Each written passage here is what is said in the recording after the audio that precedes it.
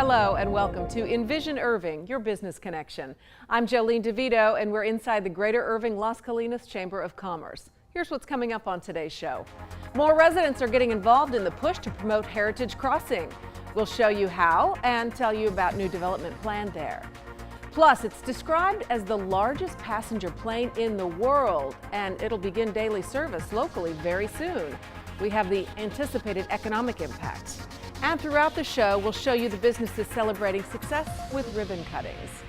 But first, Realtors are learning more of the selling points of the city. The Chamber took them on a tour to highlight some of Irving's attractions, and Thomas Gandy went along.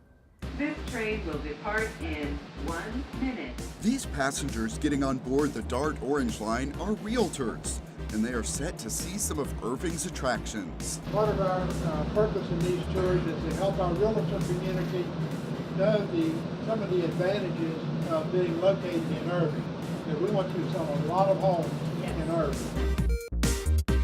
As the train starts moving, they get a look at what is here and learn about what is to come. Up at 114 and 161 is a new shopping center that's coming in. It's going to be anchored by IPIC Theater. These realtors say these are the types of projects potential home buyers ask about Irving. Last year, we had 17 perfect relocations into the city of Irving. With all the corporate companies that are there now, they're asking questions about what is the housing like. We've got a lot of apartments coming in. This tour is a project of the Chamber of Commerce, DART, and the Metro Tex Association of Realtors. We want our members to be ambassadors, so when people are looking at a particular city, consider to buy a house, so they can know about the school district, where to shop, where to eat, where to go to have fun. The Convention Center is right behind us here, and then to your right, back in that open field, is where the Convention Center Hotel and the Art Entertainment Center will be going. I'm really thrilled that we did this today because the view from the line, the DART rail line, is the best of Irving. Philip Archer is based here. Of course, Williams Square, which is the highlight and the new home of Caldwell Banker. And says the real estate market is hot. Right now, selling houses in Irving has never been easier from a standpoint of we just can't keep listings, in our portfolio. So my office typically carries a listing portfolio of around 250 homes. We've been as low as 40 because everything that we list sells almost immediately. That may be why realtors based in other North Texas cities wanted to get in on this tour. I'm based in Dallas. McKinney. Capel. Arlington. Was some of this new to you? Oh yeah, it was definitely new. It's one of the few high-end residential areas where you can actually walk and catch the DART Orange Line. In addition to the housing options, they see the light rail stations at the campuses of North Lake College and the University of Dallas. All the stops that are available there in Irving, that's very convenient. A DART station could someday be added here at the former Texas Stadium site. Oliver McMillan is looking at putting in a mixed-use development with high-end retail. These realtors are also learning some Irving trivia. To your right here is the Dr. Pepper plant, so any Dr. Pepper products you drink are manufactured right there. We're also further down Loop 12, we have the Frito plant, so you can get your Dr. Pepper and your Fritos off Irving. Southwestern Medical District, Parkland Station. The DART train brought tourgoers here to the new $1.27 billion Parkland Hospital, soon to open in Dallas. Right now, we're on the helicopter pad, 18 floors above the city. As a county commissioner, it's very rewarding to see the interest that a lot of groups have in coming and see it, and of course Metro Tex sells Dallas County, and so it's very good for Irving. It's very good for Dallas County that interest in seeing what is going on. Inside the hospital, the group got a look at the features, all designed to handle the needs of a growing population. Opportunities like this to come and see a very new big project like Parkland is very valuable to our members. Checking out pictures of current crowded conditions confronting Parkland, it is easy to see the need. Patient rooms that are now shared will be private. This one was spacious enough for the whole group. And check out this big operating room equipped with the newest technology. Donations have helped in the funding of all this. The future of Parkland Hospital is part of the future of the success of the North Texas region. And Irving is an important municipality in North Texas. It is time to take the train back to Irving and another chance to take in the view. It really opened my eyes taking the tour through Irving. I mean, I was really impressed with what's going on and just didn't realize it was going on, to be truthful, all the growth and all the housing possibilities. I thought it was beautiful. I didn't realize there was that many beautiful places in Irving. Oh, it's awesome. It's absolutely great to get out every once in a while and take a look around and see the things you pass by every day but don't always pay attention to. How does an experience like this help you do your job?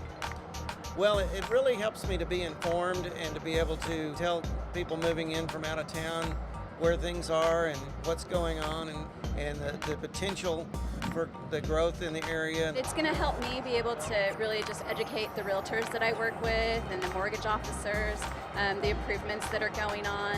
Improvements that they say are making it easier to sell homes in Irving, which in turn generates new business and tax revenue. Thomas Gandy for InVision Irving.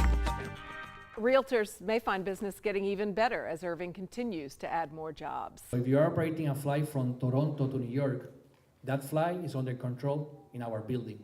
During a news conference here at the Chamber, the CEO of Envoy Airlines, formerly American Eagle, announced plans to move its headquarters to this building on Regent Boulevard near DFW Airport.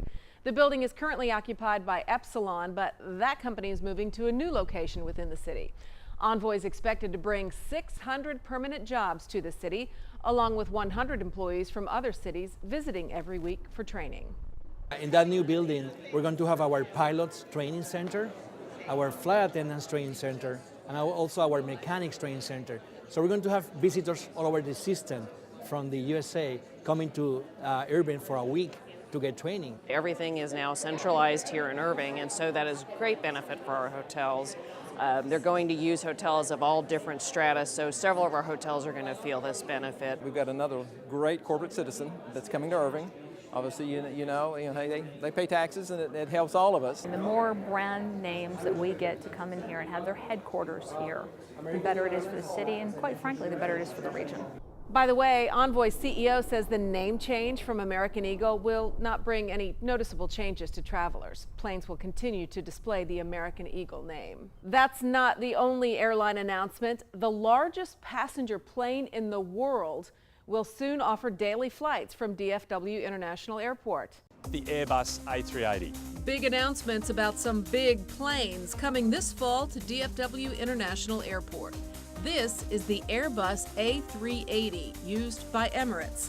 This wide-body double-decker aircraft carries 489 passengers and will begin daily service between DFW and Dubai. This is the Qantas version of the same aircraft. It will fly 6 days a week from DFW to Sydney, meaning the longest scheduled commercial flight in the world will now be served by the largest passenger jet in the world. It really is a special airplane, and so we're glad to have it. At DFW Airport's Terminal D, preparations are already underway. You're going to see the A380 served by two gates, D15 and D16, and so those two jet bridges that exist today will connect to the lower level of the aircraft, and we are installing an upper level jet bridge to connect to the upper deck of that aircraft. And so we'll be boarding it and disembarking passengers on two levels with three jet bridges using two gates. So it should be fun. Qantas posted a look at its A380 on YouTube and explained the increased fuel efficiency and benefits for passengers. The A380 aircraft has a number of features that allow for such a long-haul operation in the absolute luxury for what this aircraft is known for. Customers will be able to experience the wonderful Qantas first-class cabin product on the Sydney-Dallas return service.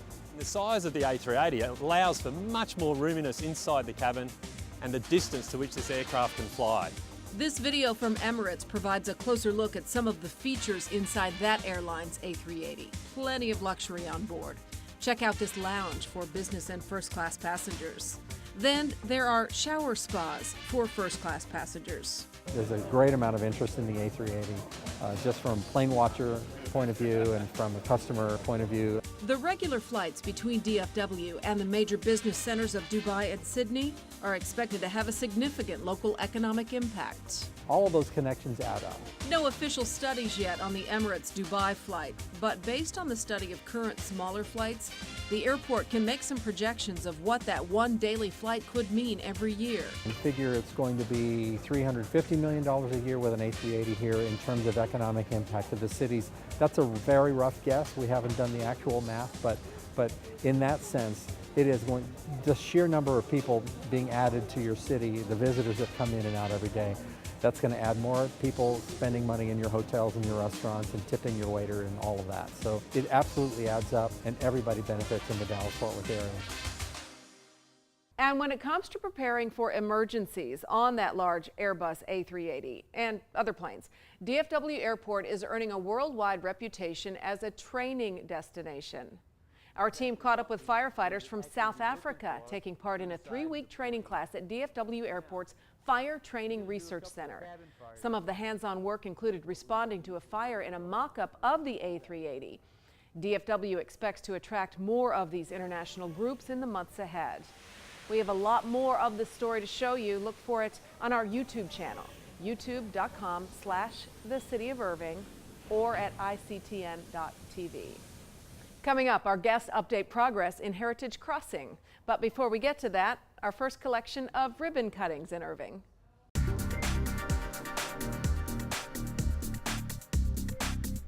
We're celebrating our first location in Irving, Texas, our 7th store in the Dallas-Fort Worth area. We fresh cut everything. All our produce is fresh cut here in-house. Make all our dressings from scratch using high-quality ingredients. We make our soup on site every single day. We've cooked to order our grilled chicken, our antibiotic hormone-free steak. The majority of people are so busy and so hardworking. They want to be healthy and they want to be fit. And it's nice when they don't have to think about it a lot and they have those opportunities just right there in the neighborhood and in the business area as well. Irving is a great location because it's so vibrant. There's so many things going on, lots of new development in the area, both in residential and retail. So it's a really exciting area. We look at the traffic out here and the demographics, and it's no better anywhere else in the country. We're quite excited every time we get a new restaurant, but the diversity of the restaurants is so very important because we have an amazing diversity of people and businesses that are here in Irving, and it's just really in demand. A lot of companies tend to get off track as they have growth as a strategy, and I have a different philosophy, and growth is an outcome of doing the right thing, being a good business. It's not just serving food, but it's taking care of the community that supports it. We like being part of the community, and when we do that, we're a successful business.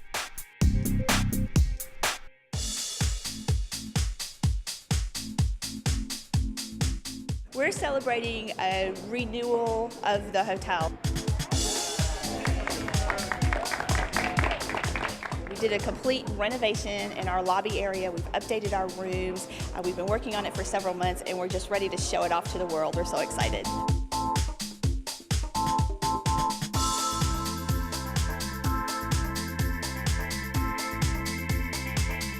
It's just day and night. It's amazing what they've done here, and we're excited to be a part of their ribbon cutting. We have the copper up here and the copper behind the desk, and we did that kind of as a salute to the marvelous convention center that we have here in Irving, kind of tie it in with that. We're excited about events, the pro tennis tour coming through town, the Byron Nelson that comes in town every year. So we have lots of events and groups and things that come in, but we're also really, really excited to build our relationship with the corporations and companies. Some of the major corporations are here in Irving. We have to have lots of space for outside people from all over coming to our city, and we're just happy that they've renovated, and this is a top facility, and we're going to direct people here. We work with the CVB on a regular basis. They're great people. They're a great crew to work with. We have been members of the Chamber since 2009, and it's a wonderful relationship we have with the Chamber. It's a great opportunity for us to network, for us to have support from people when we're venturing out, trying new things or looking for things to do. The Chamber is always there. They're a wonderful resource for us in every aspect of the business. And hopefully this place will have 100% occupancy every day.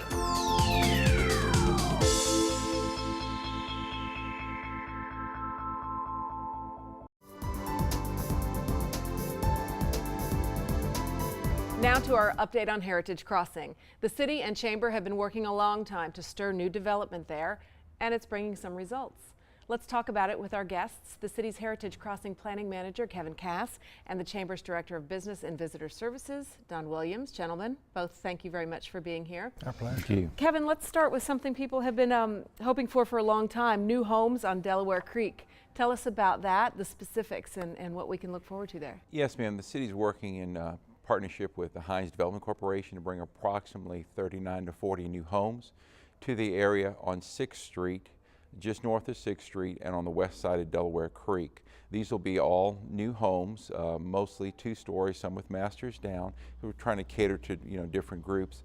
And the neat thing about these homes is this will be our first community downtown, single-family detached homes, high-quality homes, nice streets, nice park amenities. And a neat thing about this, the homes will be oriented toward the creek, which will provide an additional amenity to the trail system that's down there. That sounds nice. Yes, ma'am. So what kind of timeline? Any idea? We are looking right now. We're finalizing the conceptual stage right now with the developer in terms of the actual layout of the homes, layout of the streets.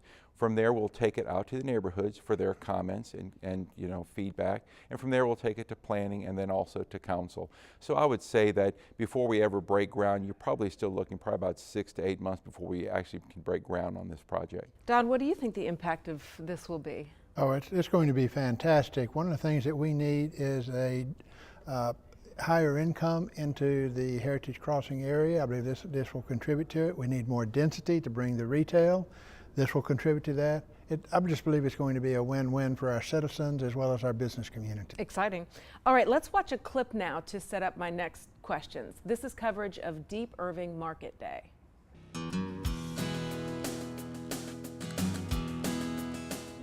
This is Deep Irving Market Day, and it's a business-focused event to get people to visualize what our neighborhood could be like if we had the businesses that everybody says they want to have. As you can see, even on a cloudy, cold day like this, people are coming out. The city's been real helpful, but it is not a city-sponsored event. We wanted to take the idea that came out of the Irving Boulevard redesign project and actually demonstrate to people what it would be like. Because sometimes people, when they see a drawing, can't really visualize it. But when they see stuff going on, they think, oh, it really can happen. We approached the city to ask permission to demonstrate a wider sidewalk and a cycle track here on Irving Boulevard.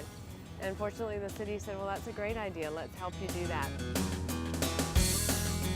They have combed off the street as it will be when the reconstruction happens. This is a 6-foot wide proposed bike lane, about 11-foot wide sidewalk, and then we have a transition zone here where we have the street trees and other vegetation, and then you have your parallel parking lane. And then beside that you have your 2 lanes of traffic and then another set of parallel parking spaces on the other side. This is the speed of traffic we were hoping for. It continues to move through at a nice steady pace. There's really no backups as we can see. This is a good traffic amount we have down here.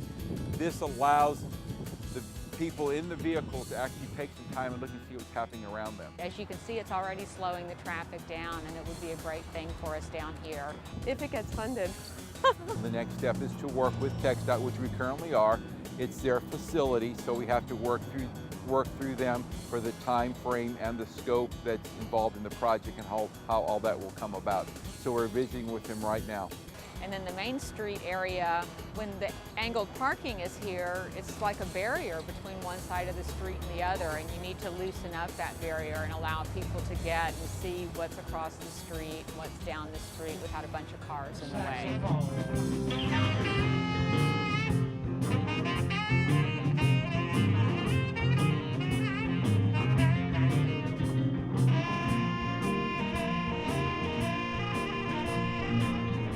what about pop-up businesses and what we could potentially have down here? Pop-up shops.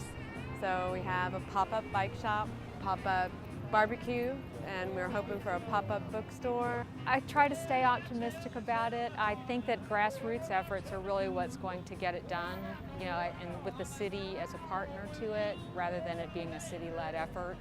I think that, you know, people that want to see things happen need to start stepping up to the plate and getting them done. And if we do that, then I think it'll be a go. This is what we've been talking about, you know, hearing the music, seeing the people, the smell of the foods, the vendors, the traffic going by. This is all about how these downtowns work. It's the community coming together, put on these events that make the downtowns work. What I hope they get out of it is a picture in their mind that things can be really good down here. Here in Deep Irving, it's a destination.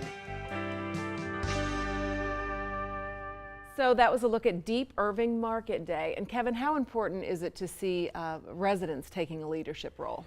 This is where the community buy-in comes in, which is so important to make all these downtown redevelopment initiatives take hold. The city can only do so much in terms of, you know, infrastructure and setup, but for these projects to really take hold and businesses really to invest and grow, it has to come from the private side. Don, you were there working a booth at the event. What were some of the questions people were asking? What was the conversation of the day? Well, one of the things that we did during that was we asked citizens to tell us what they might like in coming into the area, you know, what type of businesses they would like. We got a lot of great suggestions.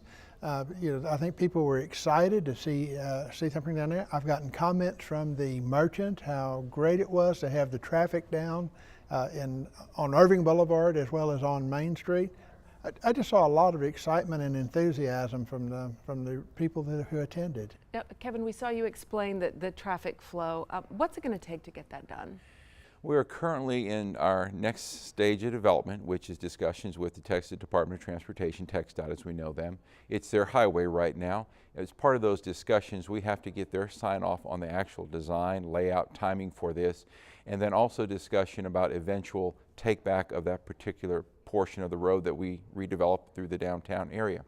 We're right now we're targeting early summer to get back what we call a memorandum of understanding, or an MOU, with TxDOT on how all this will take place. And from that point forward, depending on how you know things go in terms of, you know, the MOU, we would look to move forward with some engineering services on this particular project. Certainly doesn't happen overnight, but it's so exciting to actually have a visual of it the way that you did. Yes, ma'am. The way it was laid out, the way that it actually occurred, really, I mean, I was very excited to see how it flowed, how well it flowed, and the parallel parking was taken advantage of as well. The residents really embraced it, especially as businesses. They were telling us this is the speed of traffic we envisioned through here, which gives them an opportunity to look at our businesses and easily access our businesses through the parallel parking. Speaking of businesses, what's it going to take to get more of them there? Well, we're real excited about several opportunities that we're recruiting right now.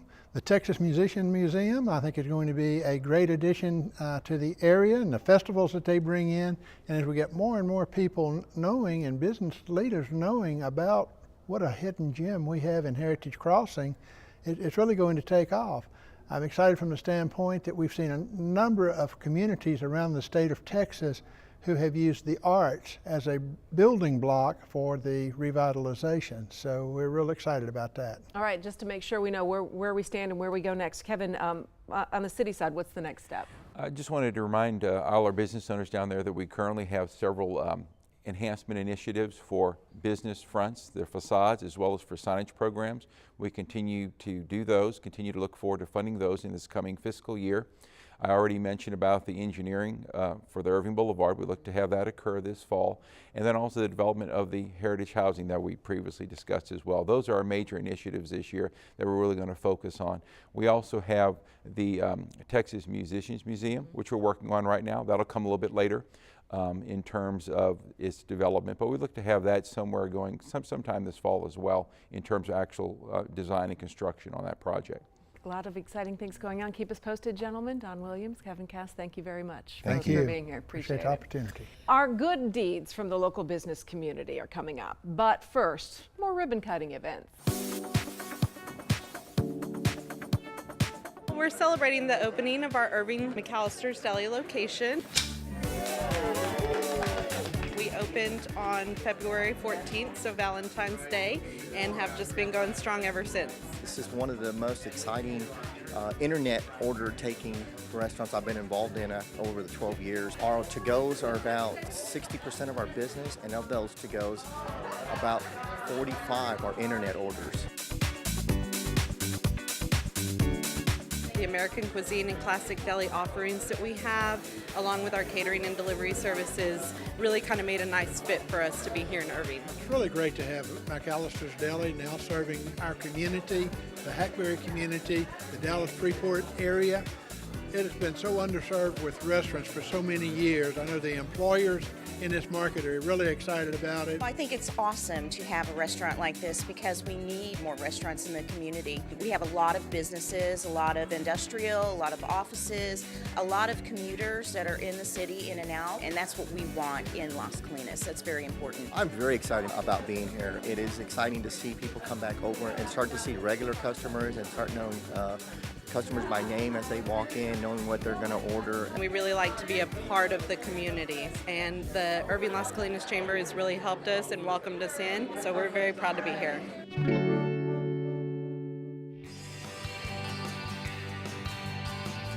Grand opening, new business, and we're just getting started. We're a commercial sign company, so we do everything, from an interior signage perspective. We do banners, we do poster signs. We also do vehicle graphics and wraps.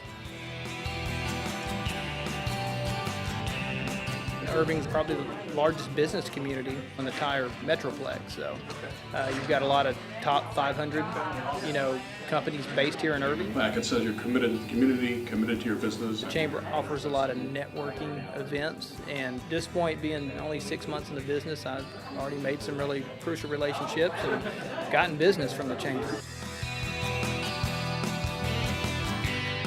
I want to be one of the top companies in the Dallas-Fort Worth Metroplex. I want to grow to a point where, I'm employing a dozen people. And hopefully we'll one day have a national reach as well. Everyone needs a sign.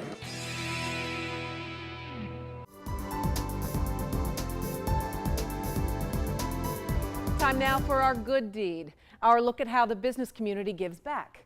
Verizon is among the businesses teaming up with Keep Irving Beautiful to make a difference. Take a look.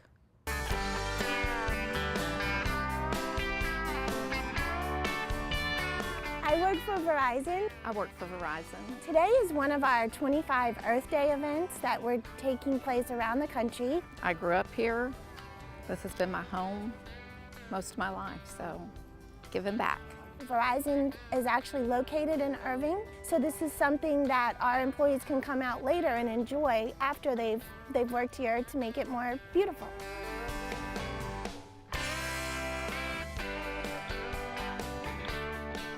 This park is important because we have hundreds and hundreds, if not thousands, of citizens and visitors that come out to the petting farm. And it's an opportunity for children of all ages that don't get to be around those type of animals to experience that. My daughter came here as a child. She's getting ready to graduate, and we just need to keep bringing the kids in. Our sustainability program has been in place since 2009, and our goal is to reduce our environmental footprint as well as provide services and products to help our customers and communities do the same. It's a big partnership between not only the business community, Keep Irving Beautiful, but the City of Irving Parks Department. It's so wonderful to see everyone out here having fun, helping beautify this wonderful area of Irving, and looking forward to just continuing to make Irving just a more beautiful place. If your company is pitching in to help the community, let us know about it. Send an email about your good deeds or other business successes to ictn@cityofirving.org, and we could feature it on a future show. Thanks for watching InVision Irving. I'm Jolene DeVito. See you next time.